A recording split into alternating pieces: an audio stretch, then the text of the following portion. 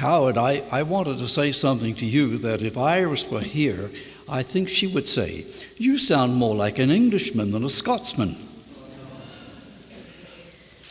Iris, I first met Iris when we were stationed in Canada many years ago now. I visited a Scottish cousin of mine in Los Angeles, only to find that Iris was also a good friend of hers. So, with these two ardent Scots, my own Scottish heritage, of which I'm very proud, immediately emerged. And 30 years later, here at Clearwater, I always greeted Iris with, "Och, have you no hen?" Which most of you don't understand, but it's a little greeting that she always enjoyed. And she would beam as she heard me say that as we met each week.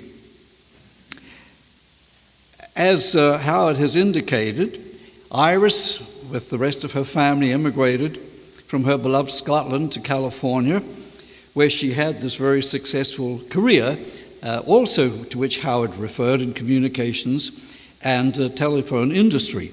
Throughout her career, Iris always remained true to her upbringing and her family's long commitment to the Lord as an ardent salvationist. At the core here in Clearwater, we have known Iris as an active and faithful salvationist for these past 13 years, where she thoroughly enjoyed a very, very active retirement life. But there was a before retirement, which I would like to talk about this morning. Iris was a faithful soldier, songster, and as Howard inferred, a very, very acceptable vocal soloist, a Home League and a League of Mercy member over a number of decades at the Hollywood and the Pasadena Tabernacle Corps. She was a very dependable songster, a local officer, where she served as a treasurer and the secretary. Now, in this ministry, she utilized her outstanding, and I say outstanding, organizational and financial skills. As the songster ministry grew and expanded, she was able to do even more. And this ministry, of course, was not just local, for the Pasadena songsters became known throughout the world, the Army world anyway. Iris was outstanding in keeping books balanced and exemplary records for the Songster Brigade. It was at the Tabernacle Corps that she met and married Garvel.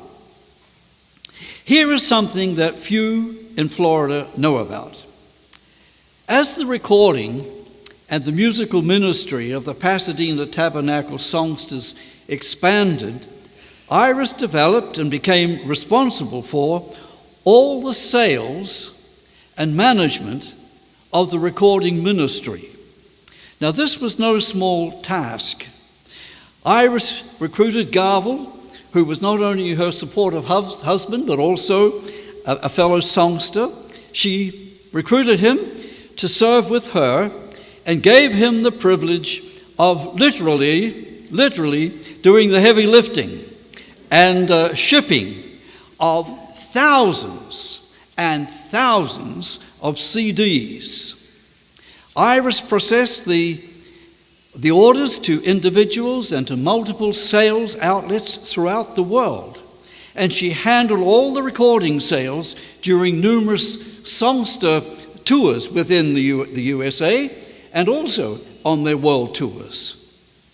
Iris, with Garvel, with his good assistance, distributed and sold over 60,000 recordings during those years in this musical outreach ministry. The Songsters Recording Ministry, and I want to add Iris and Garvel's ministry, extended the gospel message beyond all their live performances. Now, as I've already mentioned, Iris was an exemplary salvationist and songster in Los Angeles, And to be a songster in Pasadena Tabernacle, songsters during those years was a time of discipline, particularly with attendance and participation in a program of events which was very, very taxing. But Iris never faltered in her duties. When I became the Chief Secretary in the Western Territory, it was a great pleasure to renew our acquaintance with Iris and Garvel. And it was then I learned of and saw her special ministry. I learned, too, of another special ministry that they had as babysitters. Not to the family, but they were more than babysitters. They became an aunt and uncle to the Flynn family. And through their behind-the-scenes ministry, Bill and Kath Flynn were able to give extra service at the Corps and the area in which they worked, and they could never have done it if they could not have been able to depend upon the service and care of Auntie Iris and Uncle Garvel. A number of years ago, about 13 years ago I was calculating, I was here practicing the organ one morning when, to my surprise, Garvel walked in. And he came right down and we stood here and we chatted. He told me they were planning on moving to Florida, which they did soon after. As soon as they arrived, Iris took her place in the Songster Brigade, for she really did love to sing. And I have to say, and I know I'm biased, but a Scottish accent adds something special to any singing, and especially singing the songs of Zion. Our thoughts and our prayers have been with Garvel and the family in these past weeks. But we rejoice with you, knowing that Iris is singing with the heavenly choir, and her Scottish accent ringing out as clear as it ever did. No more breathing problems. And not only a Scottish accent, but I am sure it will be the theme of the Scottish Psalm, Psalm 23. And I shall dwell in the house of the Lord forever. Hallelujah.